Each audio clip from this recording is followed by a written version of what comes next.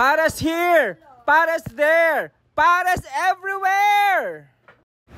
Panahon na para gawing national Filipino dish ang pares kasi kahit saan may pares. Parang wala na nga masyado mga lugawan, mga gotohan. Parang puro paresan na lang lahat. Pag umorder ka ngayon, wala ka na ma-order na underload na pares kasi lahat ngayon overload. May paresan na pinipilahan, dinadayo, meron ng mga paresan na sakto lang din yung mga bilang ng customers na pumupunta. Pero ano nga ba ang tunay na batayan ng masarap na pares? Hindi ko rin alam eh.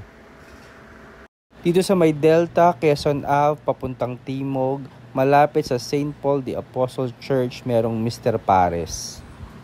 Blockbuster lagi ang pila dyan, lalo kapag gabi. Natsyempohan ko lang na maiksi yung pila, siguro dahil tanghali, pero may nakapila pa rin. Yung pinakamura nilang order, 110. Yung pinakamahal na overload, 250.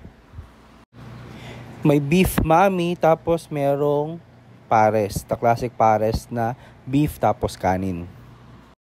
Mami lang yung in-order ko kasi hindi ko kaya yung overload nila. Grabe yung laman. Bone marrow, bagnet, chicharong bulaklak, tipak-tipak na beef. Iyon ang laman ng overload nila. Only rice, only sabaw, may libreng soft drinks at meron pang itlog. Masarap yung beef nila, tsaka malalaki yung hiwa. And madami sila magbigay ng beef.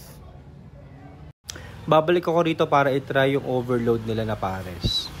Ngayon ang iniisip ko, kung sino ang asawa ng may-ari nitong tindahan na to, ng paresan na to na Mr. Pares. Feeling ko si Chang Ami Pares.